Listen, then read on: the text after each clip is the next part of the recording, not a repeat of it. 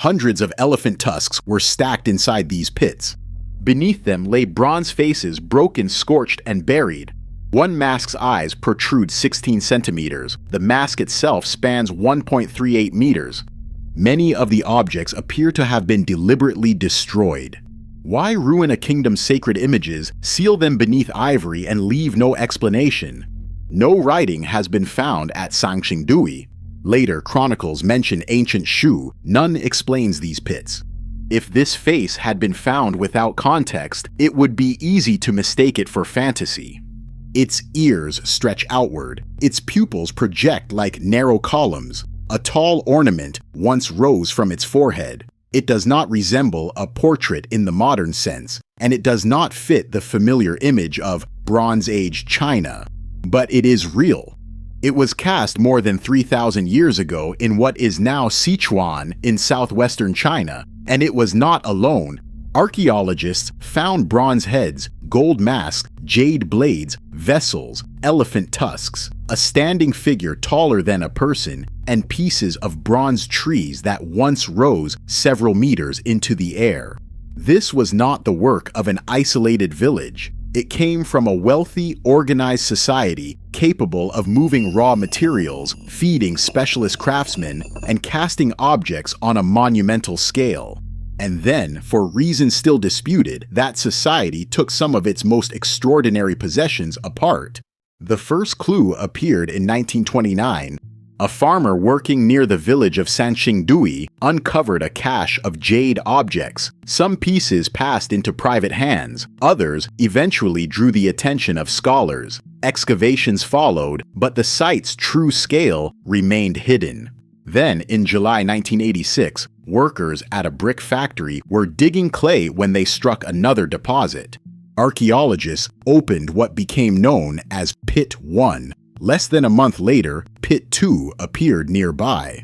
The contents were astonishing, but they were not arranged like a royal tomb. There was no intact palace room waiting underground, and no ruler lying beside personal possessions. Instead, the pits contained dense layers of ritual material: ivory, jade, gold, bronze, burnt bone, ash, and fragments of objects that had already been damaged. Some pieces had been scorched, some had been bent, others had been shattered before they entered the ground. This changed the question. Archaeologists were no longer asking only, who made these things? They also had to ask, who destroyed them? The objects from the pits reveal a visual language, unlike anything else found in China at the time. There are more than 30 bronze masks. The best known has enormous ears and projecting pupils. Later texts describe an early Shu ruler named Kan Kong as having unusual eyes, and some scholars have connected that tradition to the mask. But the connection is not proof. The face could represent a ruler, an ancestor, a supernatural being, or a ritual transformation whose meaning is now lost. Another object is more than 2.5 meters tall, a bronze human figure standing on a decorated base. Its oversized hands form a circle in front of its body. Whatever it once held is gone. A tusk? A staff? A ritual object made from a material that decayed. The empty hands have become part of the mystery. Then there are the trees.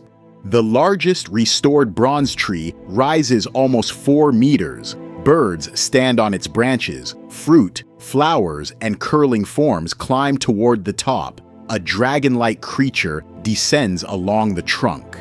It may have represented a cosmic tree, a link between earth, sky, humans, and spirits, but even the restored tree is incomplete and interpretations remain uncertain. Sanxingdui gives us images without captions. Every object is detailed enough to imply a story. None tells us how to read it. The strangeness of the sculptures has encouraged sensational claims: aliens, visitors from Egypt, or an entirely disconnected civilization. The archaeology points somewhere more interesting. Sanxingdui was distinctive, but it was not sealed off. Its people used bronze technology and ritual forms connected to a wider Bronze Age world. Some vessels resemble objects associated with the Shang cultures of the Central Plains. Jade forms also show long-distance connections. Yet Sanxingdui's craftsmen transformed those shared materials into something local. Instead of concentrating mainly on inscribed ritual vessels, they cast monumental heads, masks, human figures, animals, and trees. They joined separately cast components into structures far larger and stranger than a conventional vessel. Recent analysis of the clay cores preserved inside broken bronzes is helping researchers investigate where the objects were manufactured and how knowledge moved across regions. The result is not a choice between Chinese and foreign. It is evidence that Bronze Age China contained several powerful regional traditions, exchanging materials and ideas while expressing authority in very different ways. Sanxingdui did not sit outside that world. It forces us to see how large that world really was. Sanxingdui was more than a collection of pits. The wider archaeological site covers roughly 12 square kilometers. Excavations have revealed city walls, building foundations, residential areas, tombs, workshops, and channels. This was an urban center in the fertile Chengdu Plain, protected by the surrounding geography of the Sichuan basin. Its rulers could command labor on a large scale. Bronze production required ore, fuel, furnaces, mold makers, casters, transport, and a system capable of supporting specialists who were not growing their own food. Ivory points to another network. Hundreds of tusks and ivory fragments were placed in the newly excavated pits. Whether the elephants lived locally, farther south, or came through exchange networks is still being studied, but their use was neither casual nor economical. The city's ritual objects also suggest hierarchy. Some bronze heads wear gold foil. Human figures differ in crowns, hairstyles, dress, and scale. These differences may encode rank, role, or identity. But because no local text has been found, we cannot name the offices. We cannot hear how the people of Sanxingdui described it. The pits preserve an action, not merely a collection. In several deposits, objects were burned or exposed to fire before burial. Bronzes were deformed, jade pieces were fractured, parts belonging to a single object could be separated. The order of the layers matters. Scientific analysis of Pit 4 indicates that its burning did not happen inside the pit. Combustion material was brought in from somewhere else. The objects were deposited, followed by ash, charcoal, and soil.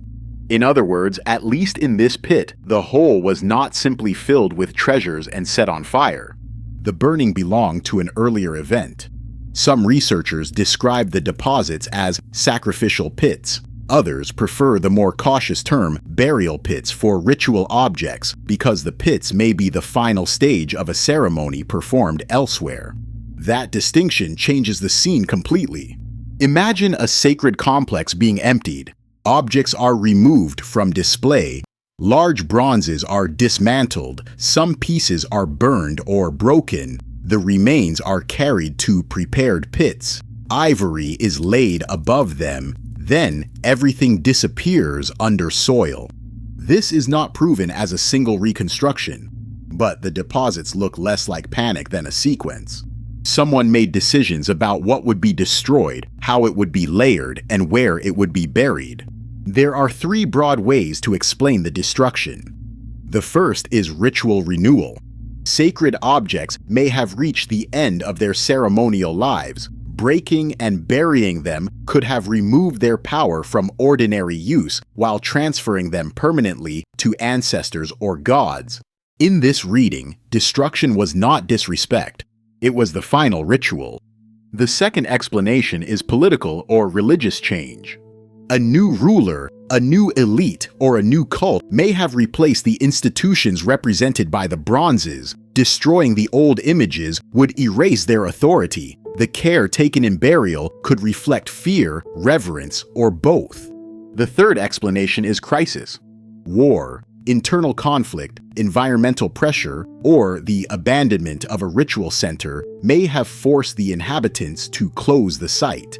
Valuable objects might have been destroyed so enemies could not use them, or buried during a final ceremony before the population moved. If this was a regular rite, why do the deposits appear so exceptional? The evidence may not point to a single cause. A crisis can trigger a ritual. A political collapse can be expressed as religious renewal. The same act can destroy an old order and protect what remains sacred. The pits may be difficult to explain because the categories we use, war, religion, politics, were not separate categories to the people who made them. Sanxingdui's political importance declined around the end of the 2nd millennium BCE, but the culture did not simply vanish. About 50 kilometers away, near modern Chengdu, archaeologists discovered Jinsha, another major center of ancient Shu. Jinsha used different forms, but the connection is visible. Gold masks, jade objects, elephant tusks, and familiar bird and sun imagery appear again. Some traditions continued even as the center of power moved. This makes a simple invasion and extinction story less convincing. People's skills and beliefs may have shifted across the Chengdu Plain. Sanxingdui could have been abandoned after environmental change, political reorganization, conflict, or several pressures acting together. Later, Chinese chronicles preserved names and legends of ancient Shu kings. One legendary ruler, Kan Kong, was remembered for extraordinary eyes. Another tradition tells of dynasties succeeding one another before Shu entered the clearer historical record. These accounts are much later than the bronzes. They cannot be read as eyewitness reports, but they show that the memory of an ancient Shu past survived. The images endured. The explanation of the pits did not. For more than 30 years, the 2 pits found in 1986 defined the mystery. Then archaeologists looked again. In 2019, work near the original discovery revealed 6 more pits. Excavation began under climate-controlled protective structures, with conservators working beside archaeologists as fragile ivory, silk traces, gold, jade, and bronze emerged. The new pits produced thousands of objects and fragments. They also created physical connections across the site. Parts discovered in different pits could be joined. A bronze figure recovered from one deposit matched an object from another. Broken sculptures were not always isolated accidents. Fragments had traveled through the same larger sequence of dismantling and burial. Researchers can now study soil, ash, microscopic plant remains, residues, casting cores, pigments, and the exact position of each fragment. And the more carefully the layers are reconstructed, the harder it becomes to dismiss the pits as rubbish, accident, or random destruction. Whatever happened here was organized. Sanxingdui is often called a lost civilization. That phrase is useful but incomplete. The people were not lost to themselves. They built walls, managed water, organized workshops, performed ceremonies, and preserved a visual system for generations. They were lost to us because the channel we usually trust, writing, is absent from the site.